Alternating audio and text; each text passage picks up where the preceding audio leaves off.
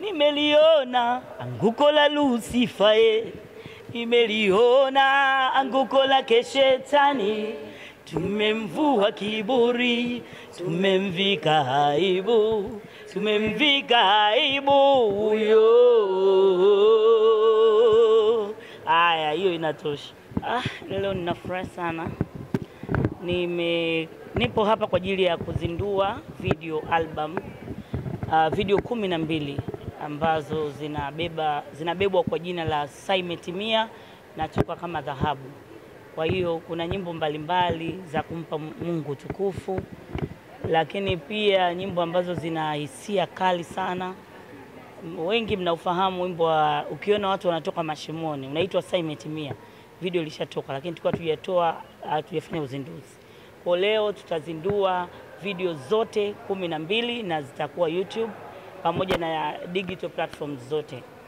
Kwa I'm so happy, nina furaha sana kwa sababu hiyo. Lakini pia leo ni siku yangu ya kuzaliwa.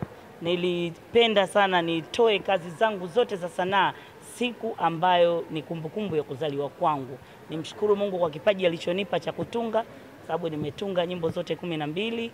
Lakini pia nitajisikia na mimi kuona hapa duniani nimechangia, nimefanya kitu kwa ajili ya Mungu. Nimeliishi kusudi la Mungu. Yes, ndio maana nikataka nifanye siku yangu ya kuzaliwa. Kwa leo ninasherehekea siku ya kuzaliwa kwangu. Yes. Mchakato ulikuwaje wa ukamilishaji wa album nzima? Haikuwa rahisi kwa sababu tangu mimi nimeimba na Wanawake Band, ambayo ni bendi ambayo nilianzisha mimi mwenyewe.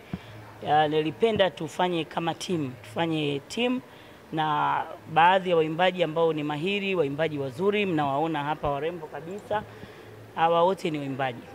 Kwa hiyo nilianzisha Wanawake Band, na baada ya hapo Mungu akanipa mafunuo, nitasema hapo ndani nikiingia. Nikaambiwa nikiwa katika njozi kwamba niwaambie watu ufufuo umekaribia, saa imetimia.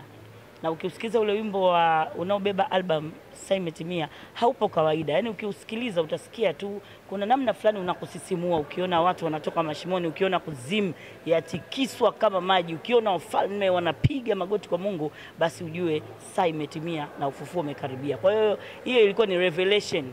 Na baada ya kupata ile revelation ndio nikaandika, nikatoa. Kwa hiyo ilikuwa ngumu sana kwa sababu ya nature ya wimbo wenyewe. Umeleta vita kubwa sana kwa sababu unavyosema nimeliona anguko la Lucifer mwenyewe kwani anasemaje?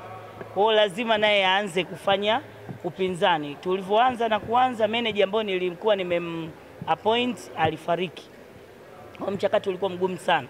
You can imagine mnaanza kazi alafu manager ambaye ndio ana control kila kitu anafariki kwa ajali. Kwa hiyo tukayumba, tukateseka sana for 5 years, tulikuwa tunasuasua hivyo. Na kwa sababu nimeimba na bendi bado changamoto ni nyingi sana. Wanawake Band ni timu ya wanawake 15 ambao kuna wapiga vyombo, kuna wa dancers, kuna waimbaji kama nilivyokwisha sema, na mimi mwenyewe ambaye ni kiongozi wao. Kwa maana inaitwa Lilian Wasira na Wanawake Band. Kwa mchakato haukuwa mwepesi. Ilikuwa ni ngumu sana.